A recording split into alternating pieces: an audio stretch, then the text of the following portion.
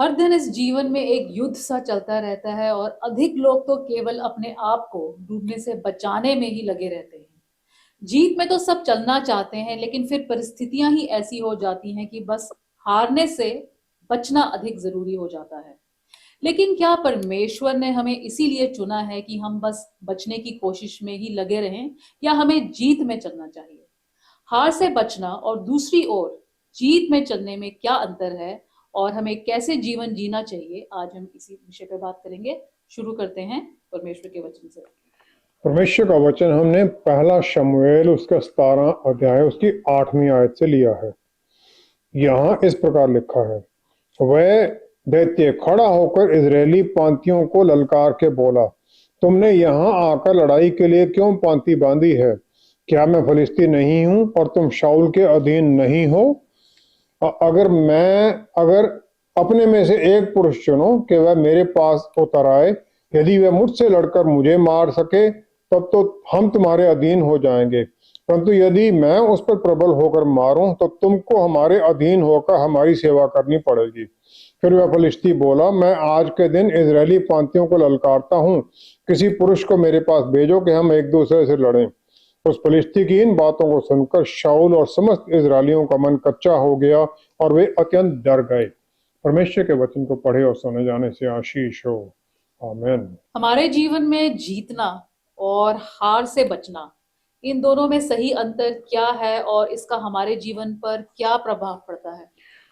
पहला शमूएल 10वां अध्याय 23 आयत में परमेश्वर ने शाऊल को चुना और शमूएल नबी ने उसको मसा किया। जब उसे मसा किया जा रहा था, वो देखा खड़ा, वो कंधे से सिर तक सब लोगों से लंबा था, लोग उसे कंधे के नीचे ही थे। लेकिन जब फिलिस्ती वहां शोखों में इकट्ठे हुए युद्ध के लिए और गॉलियत जो दैत्य था उन्हें चैलेंज करता है, तो कि एक आदमी को चुनो, तो उनका मन कच्चा हो गया, वो डर से भर गए। गॉलियत जो था वो 9 फुट से ज्यादा लंबा था और बड़ा बलवान दिखता था। हर रोज वो कहता था, जैसे अभी हमने पढ़ा भी, कि अपने में से एक आदमी चुन लो जो हम मेरे साथ आगे युद्ध करे, हम जीतेंगे तो सेवा करेंगे, तुम जीतोगे तो सेवा करोगे। राजा साउल ही उस पूरी भीड़ में एक ही इंसान था जो कि साइज में कहीं उसका सामना कर सकता था, और वो भी लेकिन डर से बैठ गया। इस परिस्थिति में इजरायली लोग हार से बचने में लगे हुए थे और उस फलिस्ती के सामने दुख उठा रहे थे उसकी बातों से। देखो, फिलिस्ती जीतने के लिए लगे हुए थे, किसी भी तरह हमें जीतना है। और ऐसी हालत में एक जवान लड़का आता है, दाऊद, जो 15-16 साल का है, जो वहां जिसका कोई काम नहीं है, युद्ध में वो जा नहीं सकता, 20 साल से ऊपर वाले ही जा सकते थे। उसे भेजा उसके पिता यशे ने कि अपने भाइयों को खाने की चीजें देकर आ, उनको कोई कमी ना हो। जब वो देखता है इस दैत्य से कोई लड़ने के लिए तैयार ही नहीं है, तो वो वॉलंटियर कर देता कि मैं लड़ूंगा इससे। पहला शमूएल 17 अध्याय 34-35 आयत में फिर वो राजा सौल को बताता कि मैं क्यों इससे लड़ सकता हूं। वो कहता है, तेरा दास अपने पिता की भेड़ बकरियां चराता था, और जब कोई सिंह या भालू झुंड में से मेमना उठा ले जाता, तब मैं उसका पीछा करके उसे मारता और मेमने को उससे मुंह से छुड़ा लेता। किसी इंसान का जो नॉर्मल रिएक्शन होता है, सबका यही करते हैं कि जो गया उससे जाने दो, जो बचा है उसको संभालो, कहीं उसका भी नुकसान ना हो। लेकिन प्रभु यीशु हमें सिखाते हैं, लूका 15:4 में वो कहते हैं, इसकी विपरीत अपना एटीट्यूड होना चाहिए। कहते हैं अगर 100 भेड़ें हैं, 99 खड़ी हैं, एक चली गई है, उस 99 को छोड़ दो, वो तो झुंड में खड़ी हैं, जो एक गुम है उसे ढूंढ कर लेके आओ। दाऊद वही कहता है, ये जीतने वाले का स्वभाव है। दाऊद जीतने वाला है हर परिस्थिति में, लेकिन हर परिस्थिति में वो परमेश्वर भी पूरी तरह निर्भर है। और फिर वो दैत्य का सामना करने के लिए आगे बढ़ता है, और उसके बाद उसकी गोपन है, 5 पत्थर वो उठा लेता है रास्ते में झरने से, और उसके साथ एक डंडा है जो कि शेपर्ड, जो चरवाहा उसके जो समान होता है, और वो दैत्य की तरफ जाता है। दैत्य उसे अपने देवताओं के नाम पर कोसता है। पहला शमूएल 17:45-46 में वो उसे क्या कहता है? वो कहता है, मैं सेनाओं के यहोवा के नाम से तेरे पास आता हूं, जो इजरायली सेना का परमेश्वर है, और उसी को तूने ललकारा है। तूने चैलेंज हमें नहीं किया, तूने परमेश्वर को चैलेंज किया है। और उसमें ये विश्वास है कि परमेश्वर उस दैत्य को उसके हाथों में देंगे और वो जीत देंगे उसे। और इसी विश्वास में वो आगे बढ़ता है। वो जीतने के लिए जाता है, ये नहीं कि मैं किसी तरह इसको भगा दूं, जीतने के लिए जा रहा है। और इसी विश्वास में वो अपनी उस गोपन से पत्थर मारता है जो उसके यहाँ माथे में लगता है और वो मर जाता है, उसकी गर्दन काट देता है। गिनती 13 अध्याय, उसमें हम देखते हैं कि मूसा को परमेश्वर ने कहा कि अपने चुने हुए 12 लोगों को भेजो। 12 लोग, हर एक, दूसरी आयत में कहा है गिनती, उन्होंने कहा गिनती 13 की दूसरी आयत में उसे कहा गया कि जो चुने हैं उनमें हर एक आदमी एक एक गोत्र का हो और अपने गोत्र का वो लीडर हो। लीडर है जो कि वॉरियर भी होगा, जो कि चुना हुआ है, कि उसमें उनको भेजो। और वो 12 गोत्रों को, 12 लोगों को भेज देता है। और जब वो आते हैं और वो भेजता है उस जगह को देखने के लिए जिसका परमेश्वर ने वायदा कर दिया है तुम्हें मिलेगी। जब वो वापस आते हैं तब वो कहते हैं जिस जगह पर तूने भेजा था वो जो धरती है सचमुच दूध और मधु से भरी हुई है, दूध और मधु की धाराएं बहती हैं उसमें, वो कहता है 13 की 27 आयत में। अब फिर वो बताते हैं कि अपने आप को हम कैसे हैं और जो वहां रहते वो कैसे हैं, वो दैत्य हैं वहां पर, वो कहते हैं। तो और फिर इजरायलियों को वो कहते हैं हम उनसे जीत नहीं सकते हैं, दैत्य हैं वहां पर। कालब जो कि गया था, कालब और यहोशू 2 ही हैं 12 में से जो कहते नहीं हम जा सकते। कालब कहता है कि हम निस्संदेह हम ऐसा करने की शक्ति रखते हैं, हम आगे बढ़े उनको जीत सकते हैं, परमेश्वर ने हमें शक्ति दी है। और जो 10 थे वो 33 आयत में 13 की वो कहते हैं अपनी दृष्टि में उनके सामने टिड्डे के समान दिखाई पड़ते थे और ऐसे ही उनकी दृष्टि में मालूम होते थे। उन्होंने अपने आप को टिड्डों के समान समझ लिया दूसरों के सामने। बस जहां लड़ाई है मस्तिष्क में है, दिमाग में है, विचारों में है, जहां वो ये करने लग गए बस हार निश्चित थी।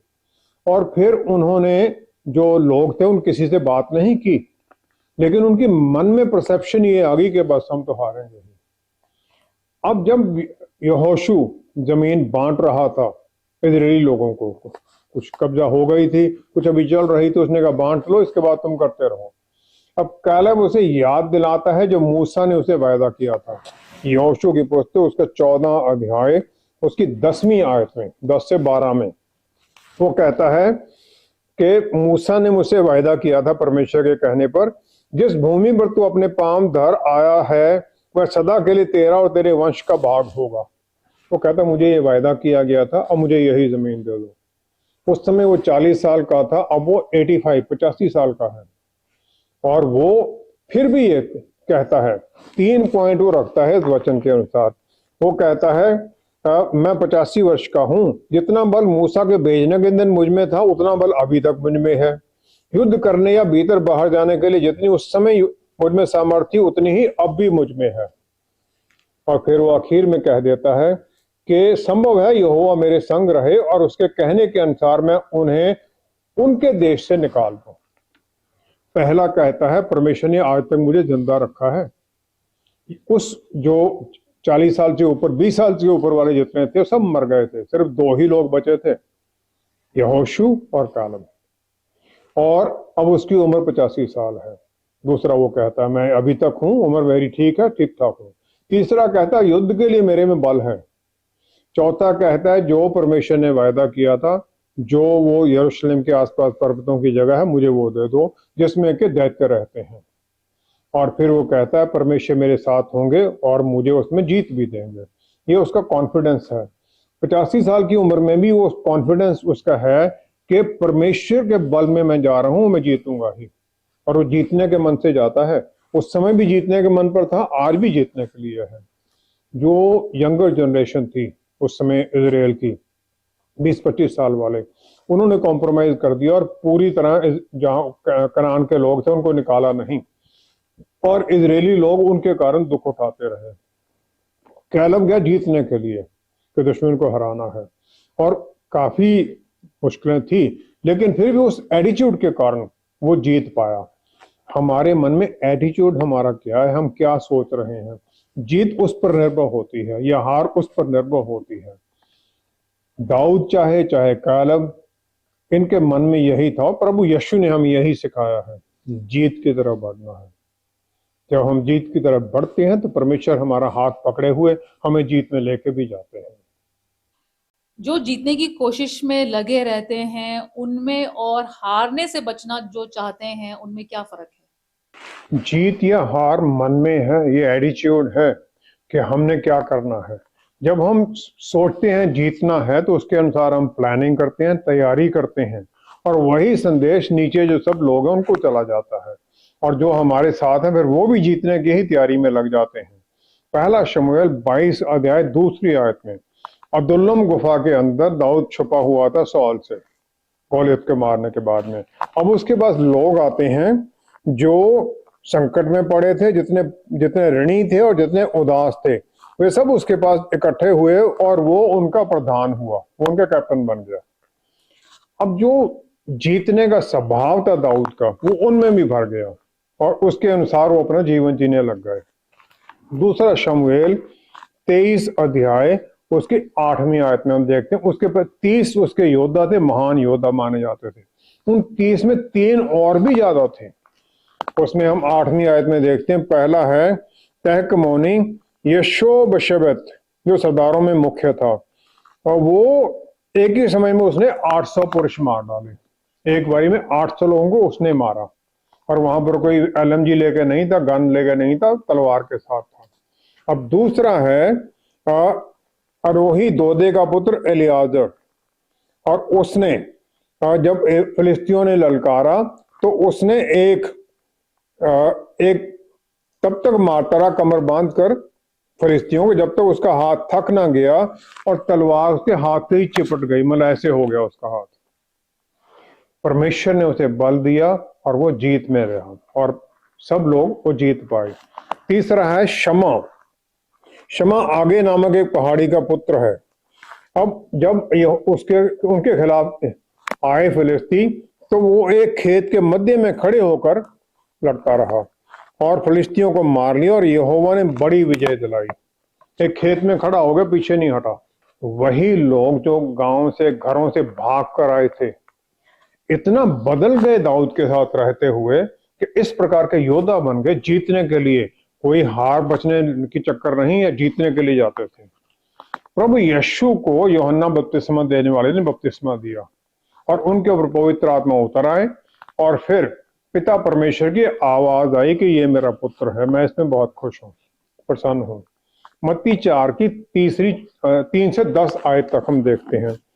अब प्रभु यीशु 40 दिन तक जंगल में हैं, और वहां पर फिर वो 40 दिन रात उनका फास्टिंग चल रहा है, और उसके बाद में शैतान आता है उन्हें टेम्प्ट करने के लिए। पहले 2 असफल हो जाते हैं, तीसरे में वो प्रभु यीशु को एक बहुत ऊंचे पहाड़ पर ले गया और सारे जगत के राज्य और उसका वैभव दिखाकर उसने कहा, यदि तू गिरकर मुझे प्रणाम करे तो मैं ये सब कुछ तुझे दे दूंगा। मुझे प्रणाम कर लो, आप यहाँ स्थापित करना चाहते हो सब कुछ, मैं आपको ये दे देता हूँ, कोई और करने की जरूरत ही नहीं है, ना सलीब पर जाने की ना कुछ और। अब ये उसका अधिकार कौन सा है? वो अधिकार जो प्रभु यीशु ने उत्पत्ति 1 की 28 में आदम को दिया था जब तो सब कुछ बनाया था, वही अधिकार प्रभु यीशु हमें वापस दिलाने के लिए आए, और वो देना चाहता है शैतान उनको। प्रभु यीशु ने सब कुछ बनाया, उनके द्वारा उनके साथ ही सब कुछ स्थिर है, और वो मुक्तिदाता भी हैं। उन्होंने इंसान का शरीर धारण कर लिया ताकि इम्मानुएल बनकर हमारे साथ हो जाए। मुक्ति का रास्ता जो दुनिया के लिए था, उनके दुख उठाने में और उनकी मिनिस्ट्री के दौरान दुख उठाना, रिजेक्शन, और फिर सलीब के ऊपर क्रूसिफिक्शन के द्वारा था। शैतान उन्हें जो फिजिकल किंगडम था, इस दुनिया का राज्य था, वो उन्हें दे रहा था कि सफरिंग की जरूरत ही नहीं है। शैतान की स्ट्रेटजी हमेशा यही होती है, शॉर्टकट ले लो, महिमा में चलो, शॉर्टकट लो, जो कि झूठ होता है। क्योंकि उसके पास कुछ भी नहीं है देने के लिए, सिर्फ वो हमें बंधुआई में ले जाता है, और जो उसके पीछे हो लेते हैं वो गिरते हैं। जो जीतने के लिए चलते हैं वो अपने गोल के ऊपर केंद्रित रहते हैं, जो उन्हें अचीव करना है। दाऊद को पता था कि उसे मसा किया गया है राजा बनने के लिए, लेकिन वो इसको प्राप्त करने के लिए सौल को मारने को तैयार नहीं हुआ। मौके मिले उसे, सौल उसे मारना चाहता था, लेकिन दाऊद ने कोई मौके का फायदा नहीं उठाया। उन दुख के समय में वो परमेश्वर की आराधना करता रहा, और उस समय की अद्भुत उसने भजन लिखे हैं। प्रभु यीशु मिनिस्ट्री शुरू करने से पहले 40 दिन तक वो जंगल बियाबान में गए, ताकि वो पूरी प्लानिंग करें कि मैंने आगे करना क्या है 3.5 साल में। और इन सब में शैतान शुरू से ही उनके काम को रोकने में लगा रहा, ताकि वो ये जो उन्होंने प्लान किया उसे कर ना सकें। अब दूसरी बात है, जो जीतने वाले हैं वो टीम तैयार करते हैं और उन्हें तैयार ट्रेनिंग देते हैं, ताकि वो काम उनका चलता रहे। दाऊद के वो 30 योद्धा थे, बाकी और उसके साथ मिल गए फिर, जो कि उसके लिए अपनी जान देने तक तैयार थे।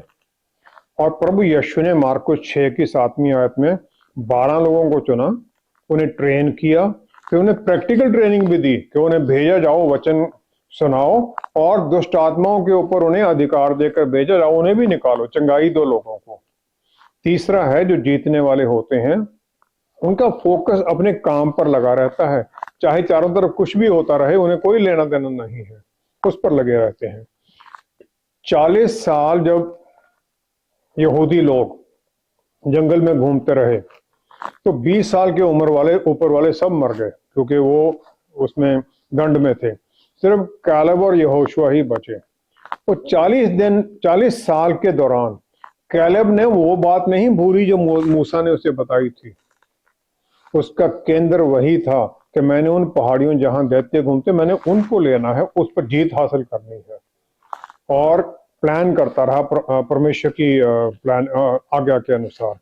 चौथा है, जो जीतने वाले हैं वो स्वर्ग की तरफ देखते हैं सहायता के लिए, फिर उस परमेश्वर की बल के अंदर जो दरवाजे उनके लिए बंद हैं वो फिर खुलने लग जाते हैं अपने आप।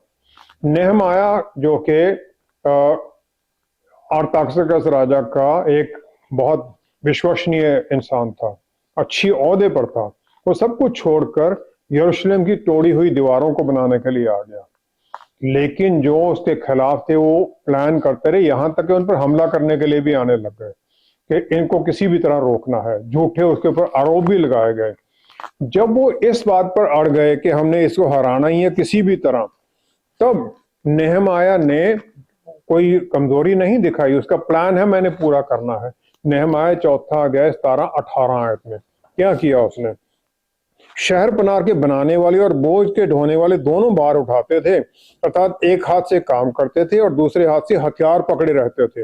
राजमिस्त्री अपनी अपनी जांग पर तलवार लटकाए हुए बनाते थे, तैयार थे, कोई दुश्मन आएगा तो हम तैयार हैं, ये छोड़ देंगे, तलवारें पकड़ लेंगे। जीतने वाले का यही एटीट्यूड होता है। और जो शहर की दीवार थी यरूशलेम की, कितनी बड़ा काम था, 52 डेज में उसने पूरा कर दिया, जो कि इतने कम लोगों के लिए ये करना असंभव था। लेकिन वो विश्वास में, प्रार्थना में लगे रहे और सब उन्होंने कर लिया। जो हारने के लिए कोशिश, जो हार बचाने के लिए कोशिश करते हैं, उसके अनुसार ही फिर वो भी प्लान करते हैं, क्योंकि वो तो पहले ही काम शुरू होने से पहले ही हार जाते हैं, क्योंकि उनकी कोशिश ही यही है। पहला पत्रस 5वां अध्याय 8-9 आयत में पत्रस रसूल ने सब कुछ देखा था, युद्ध, जो आत्मिक युद्ध उसने सब देखा था, और उसे ये भी समझ आ गई थी प्रभु यीशु के द्वारा कि किस प्रकार सामना करना है शैतान का। तो फिर वो कहता है, विश्वास में दृढ़ होकर और ये जानकर उसका सामना करोगे, तुम्हारे भाई जो संसार में है ऐसे ही दुख सह रहे हैं। विश्वास में उसका सामना करो तो वो भागेगा। और हमारे जो दुख है उनमें कोई नई बात नहीं है, हमें आपको इसी बात पर एनकरेज करना है। सबको यही ऐसे ही चल रहा है। जो कमजोरियां हैं या जो जीत है लोगों की, वचन में अंदर जो लिखी गई है, वचन में सब कुछ लिखा गया है, कमजोरियां भी, जीत भी लिखी गई है। वो इसलिए कि हम समझें कि हमारे जैसे ही लोग थे जो सब कर रहे थे, हम भी कर सकते हैं। जो जीत में या अपने विश्वास में या अपने काम में, वचन के ज्ञान में आगे नहीं बढ़ रहा है, वो पीछे हट जाता है, पीछे रह जाता है, क्योंकि हर दिन परिस्थिति हर समय बदल रही है। और हमें जीतने के लिए परमेश्वर के साथ एक नजदीकी रिश्ते में बना रहना है, उनके वचन के द्वारा, और फिर पवित्र आत्मा परमेश्वर की अधीनगी में दिन प्रतिदिन हमें हर दिन नया बल पाना है, ताकि उस बल के अंदर फिर हम जीत का प्लान भी करें, जीत के लिए आगे बढ़े भी और जीत प्राप्त भी करें। लेकिन क्या इस दुनिया की दौड़ में जीतना ही सबसे अधिक इम्पोर्टेंट है? इस दुनिया में दो ताकतें हैं जो काम कर रही हैं। पहली तो स्वर्गीय जो परमेश्वर की ताकत है, और दूसरी अंधेरे की और बुराई के शैतानी ताकत है जो कि दुनिया में काम करती है। उत्पत्ति पहला अध्याय 28 से 30 आयत में परमेश्वर ने सब कुछ बनाने के बाद में आदमी को बनाया, फिर उसे हर चीज पर अधिकार दे दिया जो कुछ भी बनाया गया था, और फिर उसे परमेश्वर ने आशीष दी कि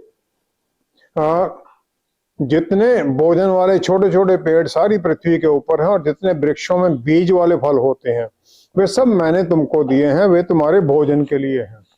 तो उसे भोजन भी सब कुछ दे दिया उन्होंने जो उसको चाहिए था। उत्पत्ति तीसरा अध्याय पहली ही आयत में जब औरत को बनाया, इसके बाद में बनाया, तो परमेश्वर को जो आज्ञा थी उसे पता हो गया, आदम ने उसे बताया भी होगा।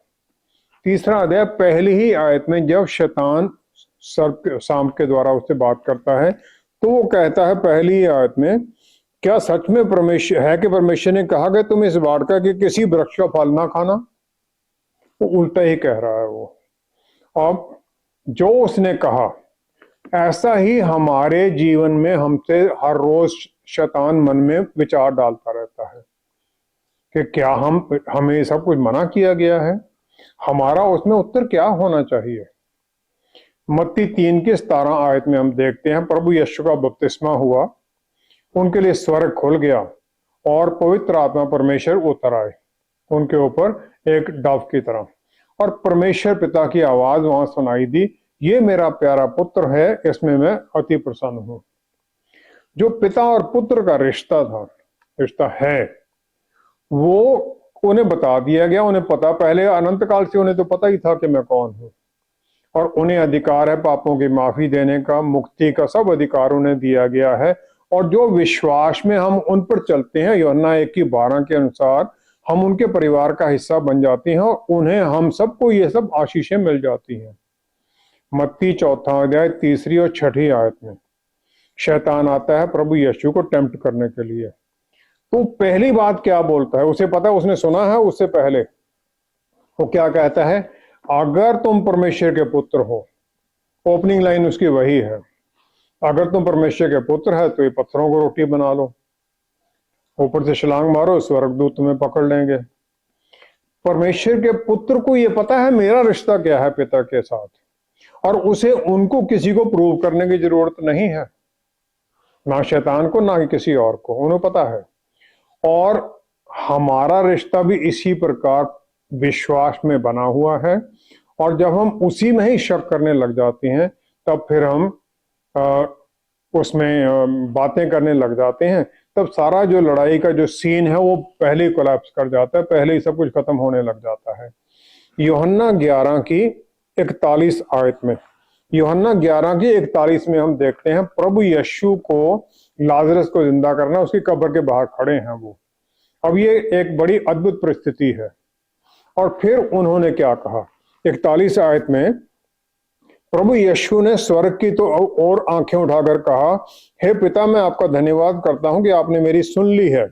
मैं जानता था कि आप सदा मेरी सुनते हैं, सदा मेरी सुनते हैं। इससे पहले उन्होंने कोई प्रार्थना नहीं की, मन में उन्होंने बात की, उन्हें यकीन है जो मैंने मन में बात की है परमेश्वर ने सुन ली है। और इस डेक्लेरेशन के साथ जीत तो पहले निश्चित हो गई थी, उन्हें पता है मेरे मन में विश्वास है, पिता ने मेरी बात सुन ली है, हम जीतेंगे ही। लाजरस को उसके बाद में बुलाना तो एक थोड़ी फॉर्मेलिटी रह गई थी, उसने आना ही है, जिंदा होना ही है। औरत को भी परमेश्वर के वचन के बारे में पता था कि उसे क्या कुछ दिया गया है, सब कुछ उन्हें दिया गया था, लेकिन जो ही उसने शैतान ने प्रलोभन दिया तुम परमेश्वर के तुल्य हो जाओगे, बस वहीं सब कुछ मानने के बाद सब कुछ खत्म हो गया। परमेश्वर से रिश्ता खत्म हो गया, जो मिला हुआ था सब छोड़ना पड़ा, बाहर निकलना पड़ा। जो उनके ऊपर मृत्यु आई वो परमेश्वर की अलहदगी और परमेश्वर के ज्ञान के कारण आई। ज्ञान खत्म हो गया और मृत्यु निश्चित है। इस तरह की तीसरी आयत में प्रभु यीशु ने जो मृत्यु है उसका जो अपोजिट क्या है, वो है अनंत काल का जीवन। अनंत काल का जीवन प्रभु यीशु ने कहा यह है कि वे एकमात्र सच्चे परमेश्वर आपको और यीशु मसीह को जिसे आपने भेजा है उन्हें जाने। परमेश्वर को जानना ही अनंत काल का जीवन है और यही हमें करना भी है। और पापों की माफी के साथ साथ जो एक विश्वासी परमेश्वर के ज्ञान को बोलने लग जाता है वो प्राप्त करता है, और जो उनके साथ रिश्ते में आता है उस रिश्ते के साथ रिजल्ट क्या होता है, जो उसे भूलता है। प्रकाशित वाक्य 21 अध्याय उसकी 8वीं आयत में, जो पाप में है, जो उनका अंगीकार नहीं करता, उन्हें इनकार कर देता है, वो कहते हैं उसका भाग उस झील में मिलेगा जो आग और गंधक से जलती रहती है। यह दूसरी मृत्यु है। पहली मृत्यु शारीरिक मृत्यु होगी, वो आत्मिक मृत्यु सदा के लिए अनंत काल तक उन्हें अलग होना है। ये उनका एंड रिजल्ट हो जाता है। और जो प्रभु यीशु न्याय करने के लिए आगे आएंगे तो यही होना है। इसके दूसरी तरफ अपोजिट क्या है, जो जुड़ा रहता है। तीसरा अध्याय उसकी 12वीं आयत में फिर जो जुड़ा हुआ जय पाता है उसे क्या वायदा है। प्रभु यीशु कहते हैं जो जय पाए उसे मैं अपने परमेश्वर के मंदिर में एक खंभा बनाऊंगा और फिर कभी बाहर ना निकलेगा, और मैं अपने परमेश्वर का नाम और अपने परमेश्वर के नगर अर्थात नए यरूशलेम का नाम उस पर लिखूंगा। नए यरूशलेम की उसको सिटीजनशिप भी मिल गई। परमेश्वर के भवन में पिलर है, खंभा है, स्थिरता में खड़ा है। और फिर 21 आयत में एक और उन्होंने आशीष दे दी। उन्होंने कहा मैं जो जय पाया उसे अपने साथ अपने सिंहासन पर बिठाऊंगा, जैसे मैं भी जय पाया और पिता के सिंहासन पर जा बैठा। ऐसी अद्भुत आशीष को कौन छोड़ना चाहेगा? वही जिसके आंखें, मन की आंखें शैतान ने अंधी कर दी हैं। जिस परमेश्वर ने हमारे लिए इतने दुख उठाए वो ये सब कुछ हमें देना चाहते हैं। और इसकी अपोजिट क्या है? उस गंधक की आग में जलना जिसका कोई अंत नहीं है। और ये जो विश्वास में हम चलते हैं तो जीत में चलते हैं। और फिर प्रभु यीशु हमारे साथ हो जाते हैं, हमें बल देने के लिए, हमें जीत में ले जाने के लिए। और जो शक करता है फिर इसमें सब परिस्थिति में फंसा रहता है और उसका जो रिजल्ट है वो हारना है। उसके मन में ही हार बैठ जाती है। हमें अपने मन में विश्वास बिठाना है वचन के अंदर और उनके साथ फिर आगे बढ़कर मन में विश्वास में जीत की तरफ बढ़ना है। यही हमारा एटीट्यूड होना चाहिए। आइए हम प्रार्थना करें। पिता परमेश्वर, क्या ही धन्य है आपने हमें ऐसी अद्भुत आशीषें दी हैं और हमारे अंदर पवित्र आत्मा परमेश्वर हैं जो बल, आत्म संयम और प्यार की आत्मा है। हम आपके बल में इस विश्वास में चलते हैं कि आप सदा हमारे साथ हैं और पवित्र आत्मा हमारे अंदर हैं भी, पर आपके नाम में हम जीत में ही हैं। जितने भी हम जुड़े हुए हैं प्रभु इस प्रोग्राम के द्वारा, सब किसी ना किसी परिस्थिति से जूझ रहे हैं। बस हम आपके नाम में उस जीत की तरफ बढ़ते जाएं और जीत फिर आपके नाम में हम डिक्लेयर भी करते जाएं, और इस विश्वास में कि जीत आप हमें देंगे ही। और हम आपको महिमा देते हुए पिता परमेश्वर सब कुछ प्रभु यीशु के पवित्र नाम में मांगते हैं। आमीन, आमीन। हमारे लिए विश्वास में जीत में चलना भी उतना ही आसान है जितना कि हार से बचने की कोशिश करना। पूरे जीवन में ये नहीं कि हम कभी भी हारेंगे नहीं।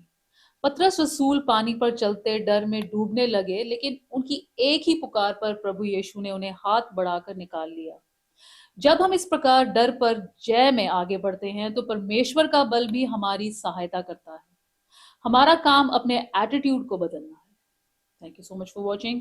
सी you next time. Stay blessed. Shalom.